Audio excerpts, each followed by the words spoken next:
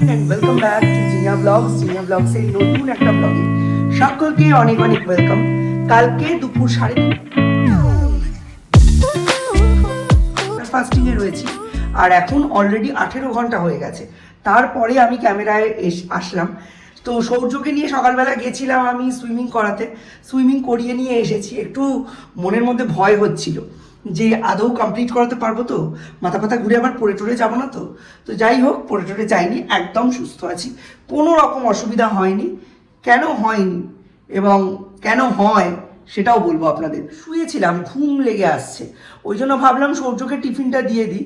ওকে এখন ডিম সেদ্ধ আর আম দেবো আর একটু ব্রেডটা জ্যাম দিয়ে দেবো, যাতে ওর ভালো মতো ব্রেকফাস্টটা হয়ে যায়। কারণ আমি এখন একটু শোবো, খুব ক্লান্তি লাগছে, যেহেতু পুরোপুরি ওয়াটার ফাস্টিং করছি। আর আমার তো কাজ তো সবই করতে হচ্ছে, কাজ তো কিছু করতে পারছি না এমন নয়।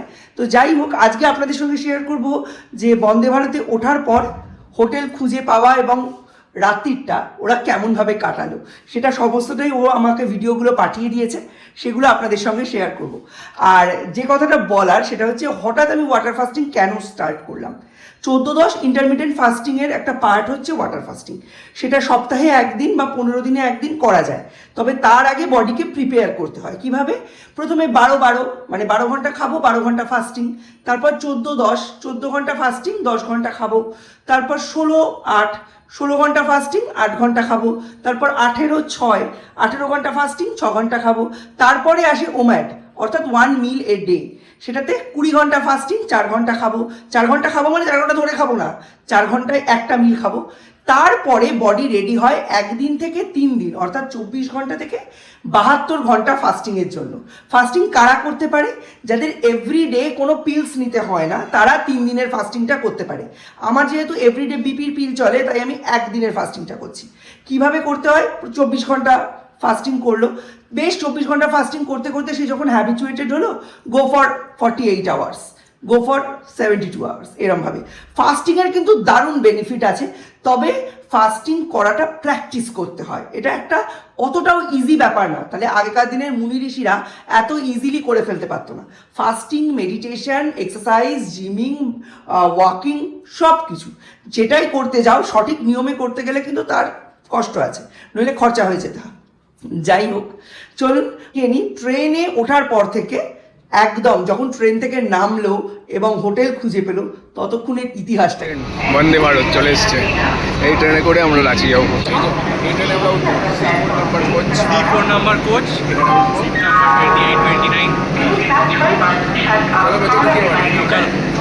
যথেষ্ট পরিষ্কার পরিচ্ছন্ন আমরা রাঁচি বন্দে ভারত, এইটার পার্থ। এখানে হ্যান্ড ওয়াশ, এখানে কল, সব কিছু রয়েছে। এই যে পরিষ্কার পরিচ্ছন্ন।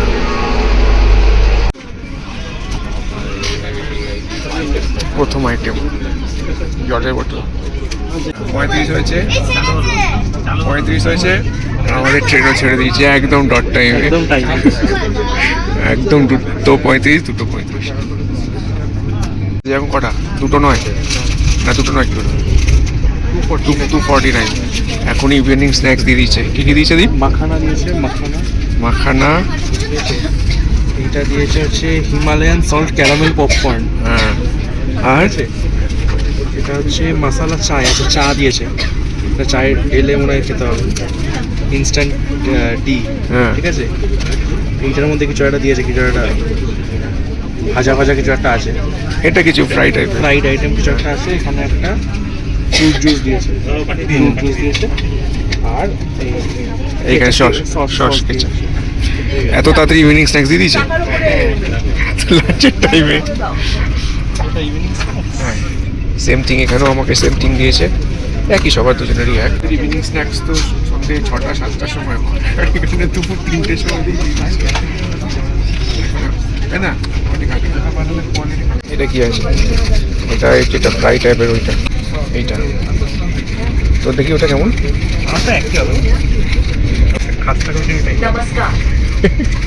हावड़ा और खड़गपुर से सवार सभी यात्रियों जो भोजन के लिए चयन किए हैं, उनको शाम की चाय प्रदान की जाएगी। कालानगर के बाद रात का भोजन प्रदान किया जाएगा। और एक पानी दिया जाएगा। यात्री মাখানা, এবারে মাখানা খাবো, ওরা একটা আমরা আমরা এখন কম্পিটিশনে আমরা ট্রেনে উঠে খাওয়া দাওয়া আর হিসাব করে দিয়েছি আমাদের স্ন্যাক্স মোটামুটি 100 টাকার উপরে দিয়েছে। 100 টাকা বেশি 100 টাকার বেশি দিয়েছে, 100 টাকার বেশি দাম ওটা। খুবই ভালো লাগে। মানে বলে না কেউ বলে খাবার দিই, প্রথমে বললো খাবো না, আর এখন বলছে চলো দিয়েছি যখন খেয়েই কি রে। প্রথমে বলি খাবি না, এখন বলছি খেয়ে দিয়েছি যখন খেয়ে এখন দিয়ে দিয়েছে, এখন খেয়ে দেখে খিদে পাচ্ছে। খেয়ে ওর খিদে করতে শুরু করে দিচ্ছে। তো ও যখন খাবে আমি আস্তে আস্তে খাই। Next item finally caramel popcorn, আচ্ছা হিমালয়ান সল্ট ক্যারামেল পপকর্ন।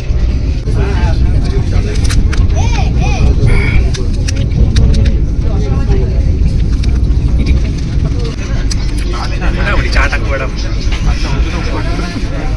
চাটা খুলতে গিয়ে আরো বিপত্তি হয়েছে, ফেটে মেটে পড়ে টড়ে একাকার। আমরা খড়গপুরে শিখেছি না,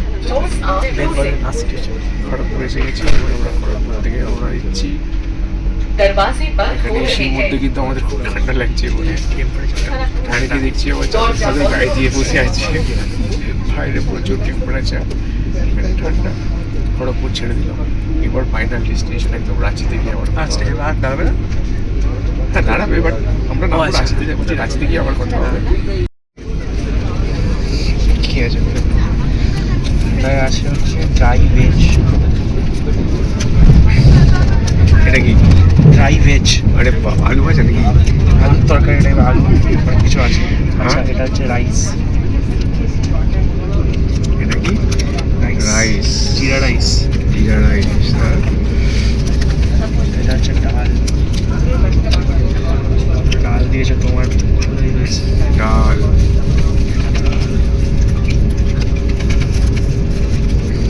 এটা আছে হচ্ছে রুটি। এটা রুটি আছে। রুটি এদিকে আমরা দেখা একটু রুটি। আর এটা এটা আছে হচ্ছে চিকেন।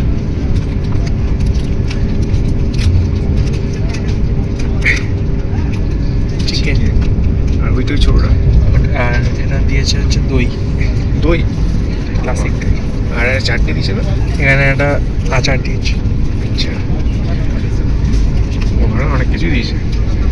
শেষ হয়নি, আবার কি একটা দিয়ে গেল, আমুল লাইট লেখা আছে। এটা কি দেখি? আইসক্রিম। হ্যাঁ আইসক্রিম। হ্যাঁ।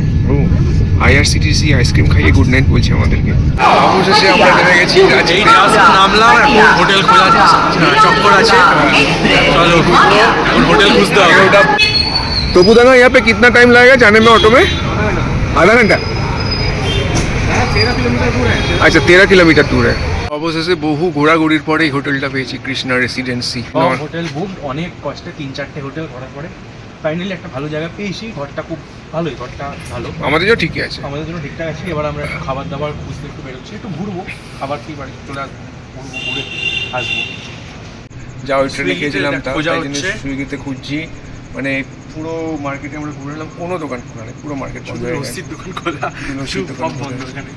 সুতরাং এখন দেখছি আমরা সুইগিতে যদি কিছু আনিয়ে খেতে পারি, আর সেকেন্ড অপশন কিছু নেই। চেষ্টা করছি সুইগিতে যদি হয়ে যায়। হচ্ছে হ্যাঁ হয়ে যাওয়ার পর, হ্যাঁ এই যে অনেক কষ্ট করে অনেক খোঁজাখুঁজির পর এই রুমটা পেয়েছি। এটা এসি রুম একটা পেয়েছি। এসিটা মোটামুটি ঠিকঠাক কাজ করছে। এই যে দ্বীপ বসে আছে, এই যে রুম, এই যে বেড, এই দেখো বেড পেয়েছি এরকম, এই যে বেড, এখানে সোফা আছে, এখানে ফ্যান আছে, কিন্তু খাবার কোনো জায়গা নেই। আর এত রাত্রে রাঁচিতে কিছু খাবার নেই, তাই আমরা এখানে সুইগি করতে বাধ্য হয়েছি।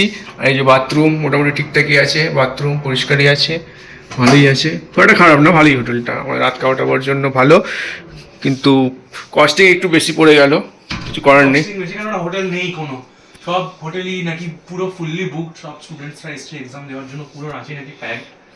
তো আর কোনো পেলাম না থাকার জায়গা, এটাই পেয়েছি আপাতত। এখানেই থাকা হবে 2 দিন। আর ওই হাতিয়া ফাতিয়াও থাকা যাবে না। হাতিয়াতেও না, আমরা যা খবর পেয়েছি এখানে লোকাল লোকদের থেকে, হাতিয়াতে হোটেল আসতে নেই, তো এখানেই ক্লোজেস্ট। তো এখানে আমরা এখন খাবো, আমাদের সুইগি আসবে তারপরে খাবো। লোকাল মার্কেটে সব দোকান অলরেডি বন্ধ হয়ে গেছে, এখন মোটামুটি 11টা সাড়ে 11টা বাজে। সব মানে এত তাড়াতাড়ি বন্ধ হয় এটা আমাদের আইডিয়া ছিল না, হ্যাঁ, আমি বলছি পুরো মার্কেট বন্ধ। 11টা সাড়ে 11টা তো কলকাতা মানে সন্ধ্যেবেলা। তো আমরা ভেবেছিলাম এখানে এসে খুঁজে পেয়ে যাবো, তারপর রাস্তায় গিয়ে দেখি হোটেলটার নাম দোকান খোলা। শ্রীকৃষ্ণ রেসিডেন্সি। হ্যাঁ ভালো স্ট্যান্ডার্ড। এখানে অনেকেই আছে যারা কলকাতা থেকে বা নৈহাটি বা তারা অনেক দেখলাম, অনেক কলকাতার এসছে, লোকজন আসছে, আমাদের সাথে এসছে, তারাও একজন দেখলাম এখানে এসছে। হ্যাঁ, তাদের মধ্যে একজন এখানে এসছে আমাদের সাথে স্টে করছে, মানে অন্য একটা ফ্লোরে আছে, ওরা এই ফ্লোরে নেই। সুতরাং এই হচ্ছে। আর এখানে ফোন আছে, ফোনের তার খোলা, এগুলো এই হোটেলটা এখানে ফোনের রিসেপশনে কোনো যোগাযোগ করার রাস্তা নেই। হ্যাঁ, আর কোনো ফুডিং বা লজিং কিছু নেই, লজিং আছে সরি, ফুডিং কিছু নেই, নিজেরা ব্যবস্থা ছিল, ওরা বন্ধ করে দিয়েছে বিকজ গ্যাসের জন্য। হ্যাঁ, রিসেন্টলি গ্যাসের খুব প্রবলেম হচ্ছিল, দাম খুব হাইক করে গেছে, তারপর সাপ্লাইও খুব লিমিটেড, ওই জন্য ওরা রেস্টুরেন্টটা অফ করে রেখেছে, এখন অফ আছে। একটু পরে সুইগি আসবে, নিচ থেকে আমরা নিয়ে আসবো। শেষমেশ খাবার এসছে, খুব প্যাকিংটা তো সুন্দর বেশ, কিন্তু আসতে দেরি করে দিয়েছে অনেক দেরি, 12টা বেজে গেছে। হ্যাঁ, 12টা বাজে, কিন্তু প্যাকিংটা দেখতে সুন্দর, অ্যাটলিস্ট ওইটা দিয়ে একটু মনকে সান্ত্বনা দেওয়া হচ্ছে। চলো, দীপ অন্তত শান্ত হয়েছে, এখন ওর খাবার এসছে। অ্যাটলিস্ট কিছু খাবার এসছে, আর প্যাকেটটা বেশ সুন্দর দিয়েছে, দাম সাফার বিরিয়ানি। তো একটু লেট করেছে যদিও, 15 মিনিট লেট করেছে, কিন্তু সেটা কোনো ভেবেছিলাম খুবই খারাপ রেটিং দেবো, এখন প্যাকেটটা দেখে একটু ভালো রেটিং দেবো। কি খুলে দেখ কি দিয়েছে। হ্যাঁ, কন্টেনারই দিয়েছে, এমন না অ্যালুমিনিয়াম ফয়েলে ঢেলে দিয়ে দিয়েছে, ভেতরে কন্টেনার দিয়েছে একটা। এবার খুলে দেখি। এই যে আমাদের রুম, আবার নতুন করে দেখাচ্ছি কেন অবজেকশন এসছে।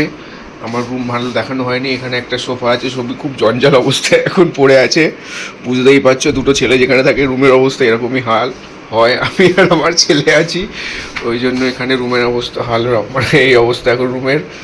আর এখানে একটা জানলা, এখানে রাঁচির ভিউ দেখা যাচ্ছে, কাল রাতের বেলা দেখিয়েছিলাম, এখন সকালবেলা।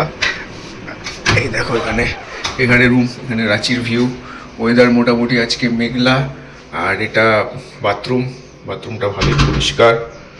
এই যে বাথরুম, এখানে একটা বাথরুমে বেসিন রয়েছে, এবং এখানে ঠান্ডা জল গরম জলের দুটো চেঞ্জ করার ব্যবস্থা রয়েছে। এখানে শাওয়ার, এখানে টাওয়েল হ্যাঙ্গিং, আর এখানে একটা উইন্ডো। ছোটোর মধ্যে রুমটা খুব একটা খারাপ না, ভালোই আছে, খুব সুন্দরই আছে, আমাদের জন্য ঠিকই আছে। দেখেছো রুমটা? আবার একবার দেখালাম আজকে, যদি ওটা আগোছালো রুম, তাও একবার দেখিয়ে দিলাম। আমি খুব বকা দিয়েছে জানেন, কিভাবে ক্যামেরা ঘুরিয়ে দেখাচ্ছে বলুন, রুম ট্যুরটা কিভাবে দিচ্ছে, মনে হচ্ছে দেওয়ালে টিকটিকি ঘুরছে। বকা দেওয়ার পর সেকেন্ড রুম ট্যুরের ভিডিওটা পাঠিয়েছে। যাই হোক, এখন আমার লাইফস্টাইলে দেখানোর মতো সেরকম কিছু নেই, আর আমার লাইফস্টাইল তো লাস্ট 5 বছর ধরে আপনারা দেখছেন, সেই জন্য আপনাদের ওখানকার লাইফস্টাইলই বেশি দেখাচ্ছি। আজকের দিনটা ওরা কি কি করছে না করছে সবটাই আপনাদের সঙ্গে শেয়ার করবো, তার সাথে সাথে আমার লাইফস্টাইল অল্প অল্প শেয়ার করবো। চলুন এখন সৌর্যকে টিফিনটা দিয়ে দিই, অনেকক্ষণ সুইমিং করে এসছে, খিদে পেয়ে গেছে।